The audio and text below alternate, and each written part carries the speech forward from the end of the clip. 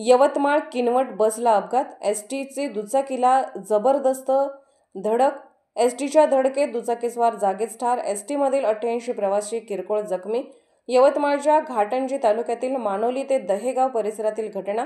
किनवटवरून घाटंजी मार्गे यवतमाळकडे येणाऱ्या एसटी बसला अपघात. एसटीच्या बसच्या अपघातात जागीच ठार झालेल्या मृतकाचे नाव नंदू चव्हाण, राहणार जळका, तालुका राळेगाव असे आहे. समोरून येणाऱ्या दुचाकीस्वाराला वाचवण्याच्या नादात बस रस्त्याच्या खाली घसरली. जखमींना घाटंजी येथील ग्रामीण रुग्णालयात उपचारासाठी केलं दाखल.